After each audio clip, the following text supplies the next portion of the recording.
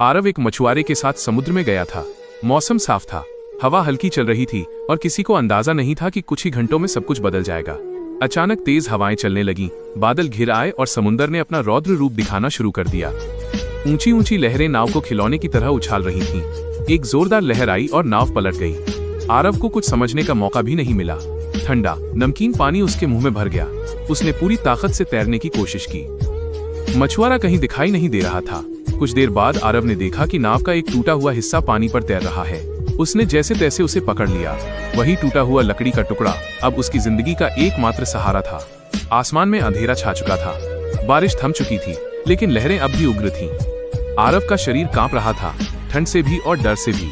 उसे अपनी माँ की बातें याद आईं। मुसीबत में हिम्मत मत हारना, उसने खुद से कहा। अगर डर गया तो मर जाऊंगा। पहली रात सबसे मुश्किल थी। समुद्र में रात का सन्नाटा इंसान के दिमाग को और ज्यादा डराता है। दूर दूर तक अंधेरा, अजीब सी आवाजें और नीचे गहराई में छिपे अनजान जीवों का ख्याल। आरव ने आंखें बंद कर लीं और लकड़ी के टुकड़े को सीने से लगाए रखा। सुबह की पहली किरण उसके चेहरे पर पड़ी तो उसे थोड़ी उम्मीद मिली। सूरज अब भी उगा था, मतलब दुनिया अब भी चल रही थी। लेकिन उसके पास न खाना था न पानी। गला सूख रहा था, होंठ फट चुके थे। उसने समुद्र का पानी पीने की कोशिश की, लेकिन तुरंत उल्टी हो गई। उसे समझ आ गया कि ये जहर है, दवा नहीं। दिन चढ़ने के साथ साथ सूरज आग बरसाने लगा। आरव की त्वचा जलने लगी। उसने अपनी शर्ट उतारकर सिर पर बांध ली ताकि धूप से बच सके। वो हर गुजरते बादल को उम्मीद भरी नजरों से देखता कि शायद बारिश हो जाए। शाम तक उसका शरीर थककर टूट चुका था, लेकिन उसकी जिद अभी जिंदा थी। दूसरे दिन उसने एक छोटी सी मछली को लकड़ी के टुकड़े के पास आते देखा। पहले तो उसे घिन आई, फिर भूख ने घिन पर जीत हासिल कर ली। उसने बड़ी मुश्किल से मछली पकड़ ली। कच्ची मछली खाना आसान नहीं था, लेकिन जिंदा रहने के लिए यह भी करना पड़ा। आंसू उसकी आंखों से बह निकले, दर्द के नहीं मजबूरी के। तीसरे दिन उसे दूर एक जहाज जैसा कुछ दिखा।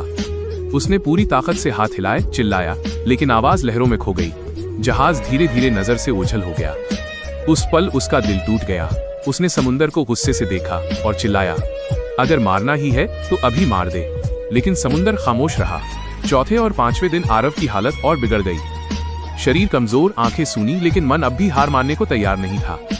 वो अपने बचपन, दोस्तों, माँ बाप सबको याद करता और खुद से वादा करता कि वो वापस जाएगा। छठे दिन अचानक बारिश हुई। आरव ने जैसे किसी खजाने को पा लिया हो। उसने अपनी शर्ट फैलाकर बारिश का पानी इकट्ठा किया और पिया। वो पानी उसे अमृत जैसा लगा।